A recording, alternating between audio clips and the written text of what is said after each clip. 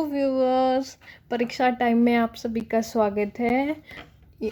Hindi pedagogy की आज हमारी सेकंड क्लास होगी, जिसमें आज हम जो है शिक्षण सिद्धांत एवं शिक्षण सूत्र, ठीक है, जो शिक्षण है लर्निंग के, हम जो है आज सिद्धांत और उसके सूत्रों को पढ़ने वाले हैं। वहीं सबसे पहले हमें ये पता होना चाहिए लर्निंग क्या है। लर्निंग लर्निंग एक प्रक्रिया होती है। ज़्यादा ज्ञान वाला व्यक्ति कम ज्ञान वाले व्यक्ति को जो है ज्ञान प्रवाहित करता है, वो क्या कहलाता है, वह प्रक्रिया जो है शिक्षण कहलाती है, वो लर्निंग होती है। देखो, जैसे आप इसमें देख सकते हैं कि जो टीचर होता है वो फुल ऑफ नॉलेज होता है, उसको पूरे तरीके से संपूर्ण जो है ज्ञान होता है। और जो बच्चा होता है वो क्या होता है, कम नॉलेज वाला, ठीक है, उसमें जो है ज्ञान की कमी होती है। तो टीचर क्या करता है, अपना ज्ञान बच्चे को देता है, ठीक है, क्या करता है, टीचर जो है अपना ज्ञान बच्चे को प्रवाहित करता है। अब जो ये प्रक्रिया है, इस प्रक्रिया के लिए हम कुछ माध्यम्स का इस्तेमाल करते हैं, तो वो क्या कहलाते हैं, शिक्षण सूत्र। जो इस मीडियम का हम यूज़ करते हैं लर्निंग के लिए, शिक्षण के लिए, वह हमारे शिक्षण सूत्र कहलाते हैं। और सिद्धांत मतलब कि जब हम ये प्रक्रिया चल रही होती है, इस प्रक्रिया में जब हम जिस जो भी मतलब सामग्री का इस्तेमाल करते हैं, ठीक है, वो क्या कहलाते हैं, मटेरियल्स। टीचर लर्निंग मटेरियल, शिक्षण सहायक सामग्री कही जाती है, ठीक है। तो हमने क्या देखा कि जो शिक्षण की प्रक्रिया जिस माध्यम से हो रही है, मतलब कि जो प्रक्रिया है जिस माध्यम का इस्तेमाल करके हम उस प्रक्रिया को कर रहे हैं, वो सूत्र है, ठीक है। और जब हम उस प्रक्रिया में कोई भी मतलब कि ऑब्जेक्ट या फिर किसी भी चीज़ को इस्तेमाल करके या उसकी सहायता से हम उनको समझाने की या उनको जो है शिक्षण दे रहे हैं, तो वो टीचिंग लर्निंग मटेरियल कहलाएगा, ठीक है। जो माध्यम होगा, मीडियम होगा, वो तो सूत्र होंगे, और जो भी सामग्री का इस्तेमाल किया जाएगा वो टीचिंग लर्निंग मटेरियल्स होंगी, हमारी शिक्षण सहायक सामग्री, ठीक है। अब आगे क्या है, देखो, शिक्षण को सबसे पहले एडम्स ने बाइपोलर प्रोसेस बोला। उसमें बाइपोलर के अंदर उन्होंने टीचर और स्टूडेंट के बीच में जो है इंटरेक्शंस के, अंतरक्रिया के बारे में बताया। एडम्स ने बोला कि भाई जो शिक्षण है उसमें सिर्फ दो छोर होते हैं, एक तो टीचर और एक स्टूडेंट, ठीक है।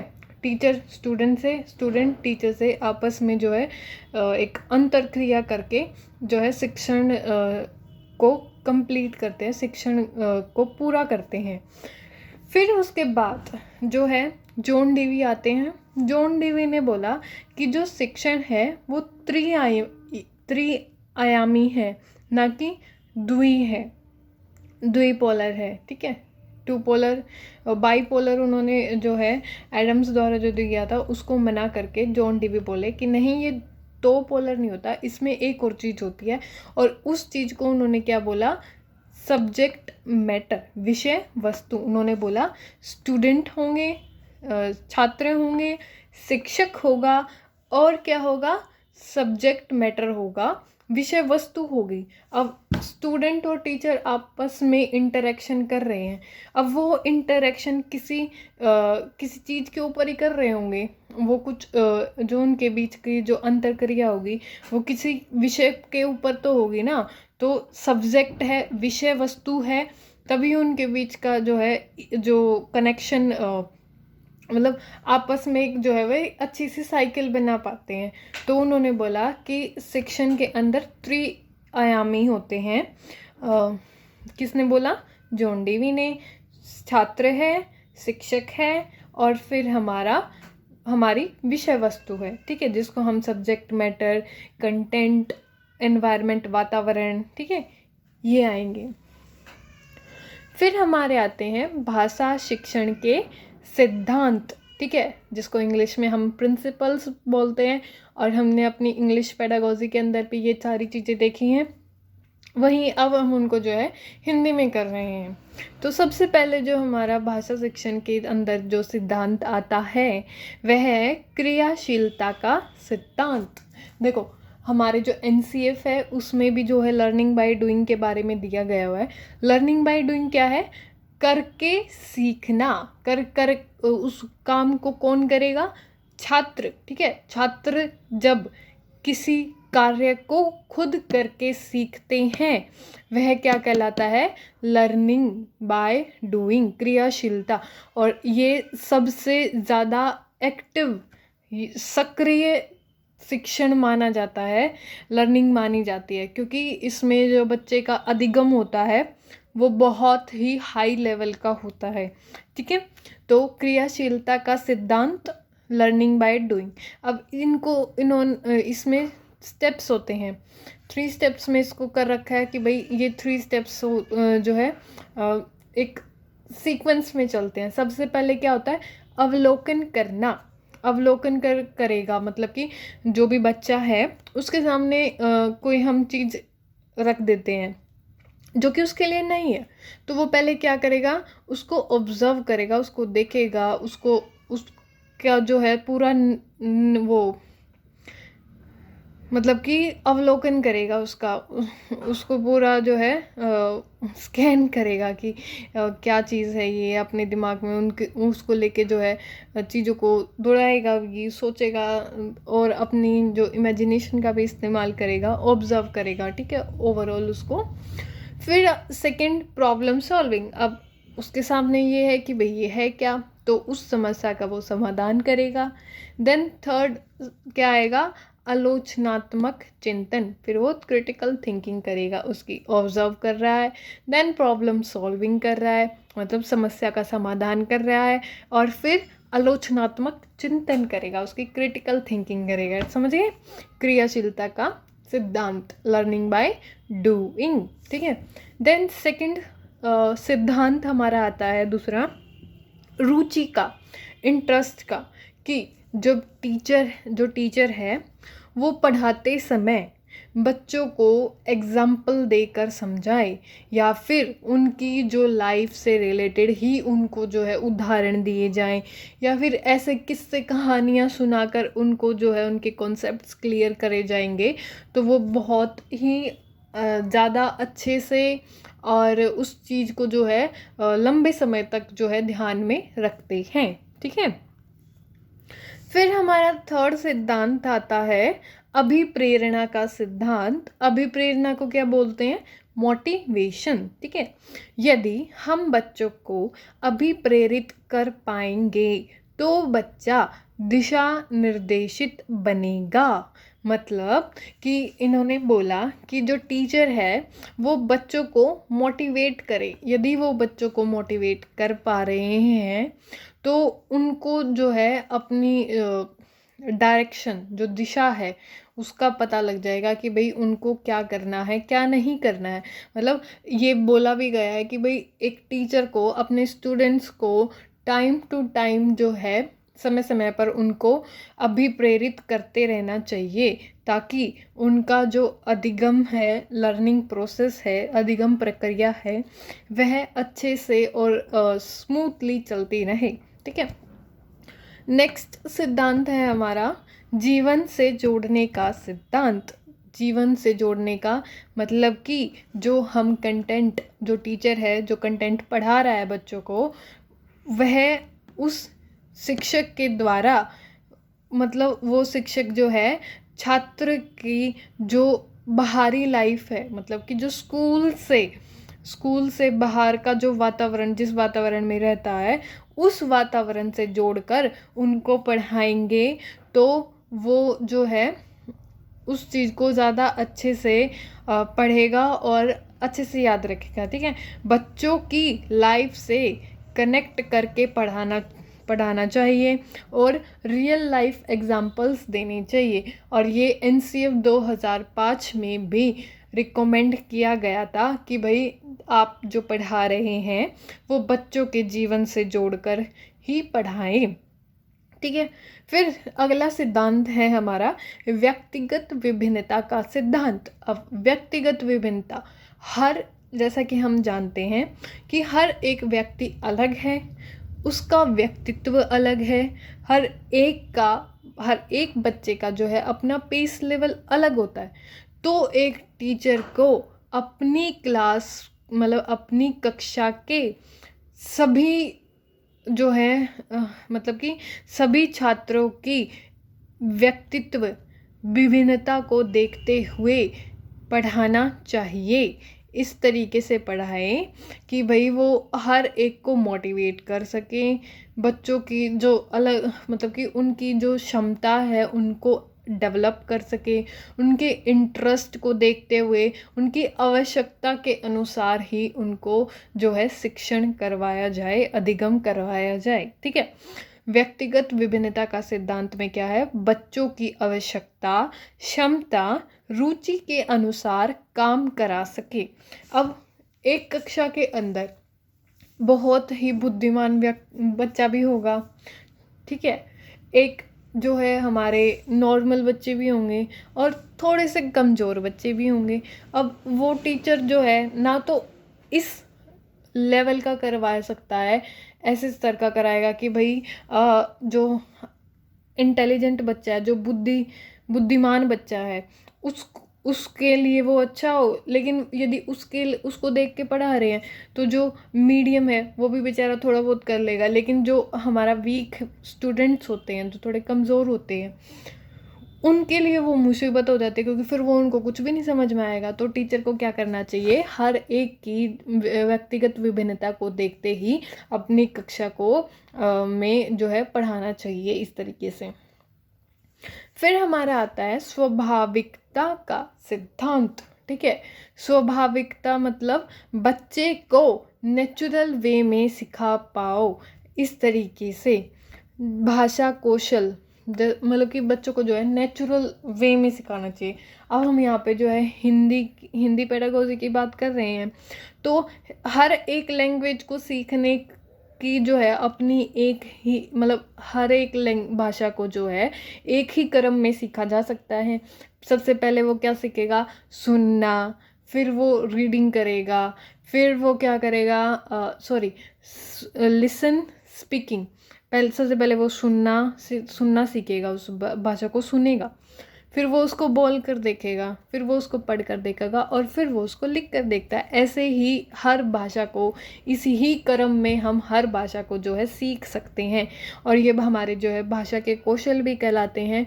Language skills, listening, speaking, reading, writing, सुनना, बोलना, लिखना, पढ़ना और लिखना। ठीक है।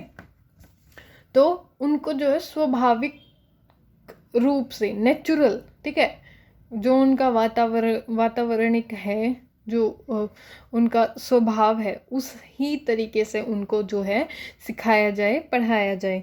इन्हें सीक्वेंस में ही सिखाना चाहिए, नेचुरल ऑर्डर में। ठीक है। फिर हमारा आता है लोकतांत्रिक मूल्यों का सिद्धांत। लोकतांत्रिक मूल्यों का सिद्धांत में क्या है, क्लासरूम एनवायरनमेंट, जो कक्षा का वातावरण है, वो ऐसा बनाना है कि हर कोई अपनी बात कह सके, डेमोक्रेटिक एनवायरनमेंट होना चाहिए। ठीक है, कि भाई बच्चा जो है खुल के अपने टीचर को बात बता भी सके, क्वेश्चन पूछ सके, ना कि ऐसा कि भाई बच्चा जो है अपने शिक्षक से पूछते हुए घबराए या डरे। नहीं, हमें बच्चों को ऐसा एनवायरनमेंट प्रोवाइड करवाना है कि भाई वो अपने विचारों को जो है खुलकर प्रकट कर सके। ठीक है। फिर हमारा नेक्स्ट सिद्धांत आता है आवर्ती का सिद्धांत, रिपीटिशन। एक टीचर को हमेशा क्या करना चाहिए, समय समय पर रिवाइज करवाना चाहिए। देखो, टीचर ने जो है हमारे शिक्षक हैं, उन्होंने एक पाठ पढ़ाया, फिर उस पाठ के जो है प्रश्न उत्तर किए जाते हैं, फिर उसको रिवाइज किया जाता है। तो इन्होंने बोला कि भाई रिपीटिशन का भी प्रिंसिपल होना चाहिए, प्रिंसिपल ऑफ रिपीटिशन। जिससे बच्चों को वह चीज़ और अच्छे से मतलब और अच्छे से वह उसको अपने अंदर ग्रहण कर ले। ठीक है, फिर हमारे आते हैं शिक्षण सूत्र। अभी हमने क्या पढ़ा? शिक्षण प्रिंसिपल, प्रिंसिपल सिद्धांत। ठीक है, अब हम पढ़ेंगे टीचिंग सूत्र, लर्निंग के। अब सूत्र को इंग्लिश में क्या बोलते हैं? मैगजीम्स। ओके, अब सबसे पहले हमारा सूत्र आता है ज्ञान से अज्ञात की ओर, नॉन टू अननोन। जो बच्चे का पूर्व ज्ञान है, हमें बच्चे को उसके पूर्व ज्ञान, पहले तो हम उस पूर्व ज्ञान को क्या करेंगे? ज्ञात करेंगे। फिर उसके पूर्व ज्ञान से ही जो हम उसको पढ़ाना चाह रहे हैं, उससे ही जो है हम उसको नई चीज़ें सिखाएंगे।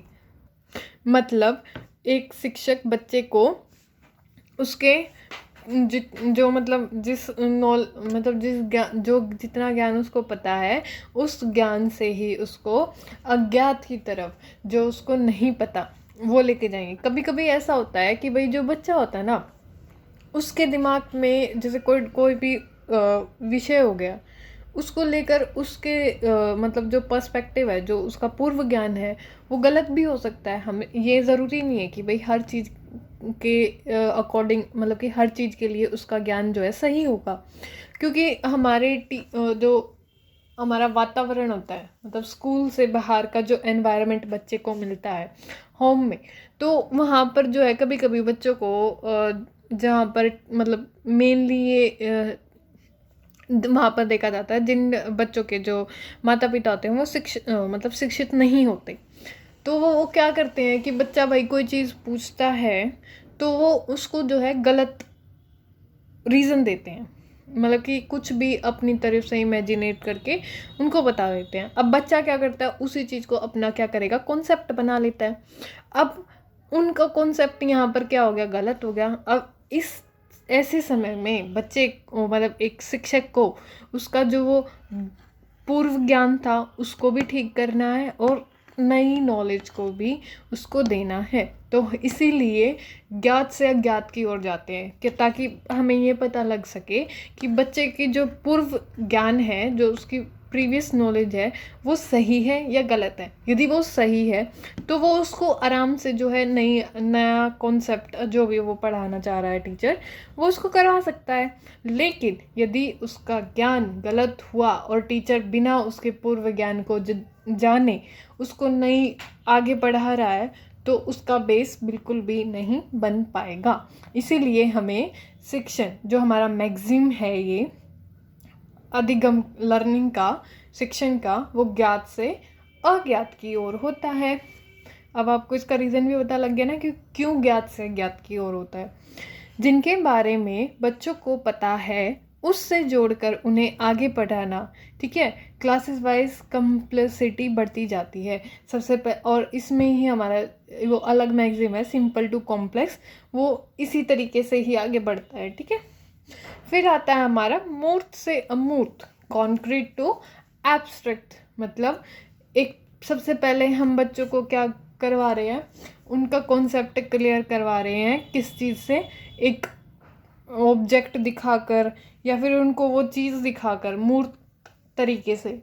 और फिर जब उनके दिमाग में वो कॉन्सेप्ट बन जाता है ना, तो फिर हम उनको यदि उस चीज़ के बारे में बोलेंगे तो वो सीधा उनके दिमाग में वहाँ पे स्ट्राइक करेगी। अच्छा, वो चीज़ है, वो ऐसी थी वैसे। जैसे मैं एग्जांपल देती हूँ, लोयन का जो है हमने बच्चों को बताया कि भाई लोयन जो है उसको हम हिंदी में शेर बोलेंगे।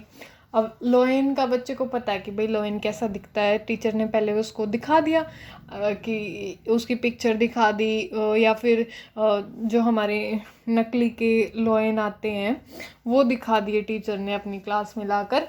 अब बच्चे के दिमाग में कॉन्सेप्ट बन गया कि भाई ये जो मेरे सामने चीज़ मैंने अभी देखी है वो लोयन है, और लोयन को ही हिंदी में शेर बोलते हैं। अब जब टीचर द्वारा लोयन मतलब शेर बोला जाएगा तो वो एकदम से समझ जाएगा कि शेर को ही लोयन बोलते हैं और वो ऐसे दिखता है। तो वो कैसा हो गया? अब वो जो उसका ज्ञान था वो किस में कन्वर्ट हो गया? अमूर्त तरीके से वो उस चीज़ को जो है रिकॉग्नाइज करने लगा, पहचानने लगा। पहले उसका कॉन्सेप्ट किससे बनाया गया? मूर्त तरीके से। अब फिर वो कॉन्सेप्ट किस में चला गया? अमूर्त तरीके से। उसको इतना मतलब कि स्ट्रोंगली उसके कॉन्सेप्ट बन चुके थे कि भाई अब वो हर बार वो चीज़ दिखाने की ज़रूरत नहीं पड़ती, लॉयन ला कर दिखाने की ज़रूरत नहीं पड़ती।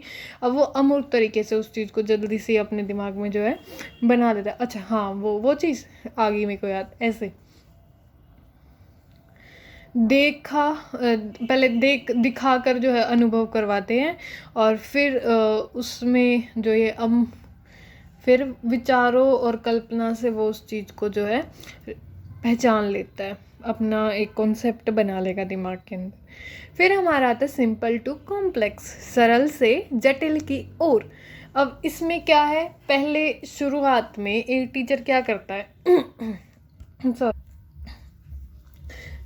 Simple to complex. देखो, एक टीचर क्या करेगा, सबसे पहले कोई भी नई चीज़ सिखाने से पहले वो क्या सिखाएगा? सरल चीज़ों को सिखाता है, ताकि वह जटिल मतलब कि जो कॉम्प्लेक्स थिंग्स हैं, जो थोड़ी सी मुश्किल हैं बच्चों के लिए, वो उनको जो है इजी लगने लग जाए। देखो, जब हम हिंदी पढ़ाते हैं या हम बच्चों को हिंदी सिखा रहे हैं, तो सबसे पहले उसको जो है ये संज्ञा, सर्वनाम, विशेषण, ये वाले जो है चैप्टर उनको करवाए जाते हैं, ये वाले पार्ट, ताकि उनका जो है बेस बनना शुरू हो जाए। और इनको पढ़ना जो है आसान भी है। फिर उनको जो है विलोम शब्द, समानार्थी, ये सारे जो है शब्द सिखाए जाते हैं। फिर उनको जो है आगे आगे जो है जो हमारे मुश्किल कॉन्सेप्ट्स होते हैं, डिफ़िकल्ट कॉन्सेप्ट होते हैं, जटिल होते हैं, वो उनको सिखाए जाते हैं। तो सरल से जटिल की ओर चलने वाली प्रक्रिया है ये, ठीक है। हमें जो है मतलब एक टीचर द्वारा बच्चे को सिंपल से जटिल की ओर लेकर जाना चाहिए। पहले सिंपल चीज़ें सिखाते हैं, फिर धीरे धीरे उसे जटिल चीज़ें सिखाते हैं। फिर नेक्स्ट मैगजीम है हमारा पूर्ण से अंश की ओर। देखो, जब भी हम कोई भी मतलब सब्जेक्ट की पेडागोजी करवाते हैं, तो हम होल टू पार्ट करवाते हैं लैंग्वेज पेडागोजी के अंदर। कैसे? हमने जैसे कोई भी पार्ट पढ़ाना है, तो शुरू में हम क्या करेंगे, वो पूरा पार्ट बच्चों से रीड करवा दिया जाता है। अब रीड करवाने के बाद हमारे टाइम में तो ऐसे ही होता था कि सबसे पहले क्या करते थे, टीचर पूरे चैप्टर की रीडिंग करवाते थे।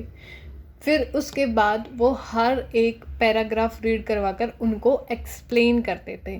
तो पहले होल, और फिर वो किस पर काम कर रहे हैं? पार्ट्स पर काम कर रहे हैं। तो ये क्या हुआ? पूर्ण से अंश की ओर। पहले उसे सारांश बता देंगे कि इस कविता का कंक्लूजन ये है, फिर उनमें हर हिस्से के बारे में बताएंगे। मतलब वही कि मतलब चैप्टर रीड करा दिया है, उसके बाद कंक्लूजन बता दिया, अब उसे पैराग्राफ लाइन को एक्सप्लेन किया जाएगा। इससे उसमें समग्र सोचने की क्षमता विकसित होगी, होलिस्टिक थिंकिंग जो है वो डेवलप होगा बच्चे का, ठीक है। नेक्स्ट मैगजीम है हमारा विशिष्ट से सामान्य की ओर, सिंप्लेक्स और स्पेसिफिक टू जर्नल, ठीक है। ऐसे एग्जाम्पल देना कि बच्चा स्पेसिफिशली जुड़ पाएगा। जैसे संज्ञा पढ़ा रहे हैं तो पहले ही एग्जाम्पल दे दिया जाए, राम, साम, या जो भी आपके आसपास जितनी भी ऑब्जेक्ट या चीज़ें दिखाई दे रही हैं उनके नाम बताओ, कि मतलब जो है विशिष्ट से सामान्य की ओर लेके जाएंगे। सबसे पहले उसको जो है एग्जाम्पल्स देकर उसको समझाया जाएगा, और फिर उसको जो है नियम या फिर जो हम उसको डेफिनेशन फिर कराएंगे। उसके बाद उसके जो प्रकार होते हैं वो करवाए जाएं। तो ये कैसा कॉन्सेप्ट है? विशिष्ट से सामान्य की ओर। फिर हमारा नेक्स्ट मैगजीम आता है, सूत्र है विश्लेषण से संश्लेषण की ओर, एनालिसिस टू सिंथेसाइज। एनालिसिस में क्या है, पहले जो है उसको पार्ट्स में, जैसे संधि पढ़ा रहे हैं, नीलकंठ, नीला है कंठ, नीला है जिसका कंठ, ठीक है। नीला है जिसका कंठ, ये पार्ट में बता दिया, और फिर उसको होल में नीलकंठ बोला जाएगा। ये सिखाया जाता है, ठीक है। विश्लेषण से संश्लेषण की ओर हमारा जो है सूत्र होना चाहिए। नेक्स्ट सूत्र है हमारा प्रत्यक्ष से अप्रत्यक्ष की ओर, ठीक है। डायरेक्ट एक्सपीरियंस से इनडायरेक्ट एक्सपीरियंस की ओर लेके जाना। ये हमारे कुछ सूत्र हैं जो कि कंप्लीट होते हैं। आज हमने जो है शिक्षण के सिद्धांत और सूत्र पढ़े हैं। कल हम अपना ये जर्नी को कंटिन्यू करेंगे, और ये यहीं पे आज की क्लास एंड होती है। Please like and subscribe my channel और ज़्यादा से ज़्यादा शेयर करें। And thank you for watching. Bye bye.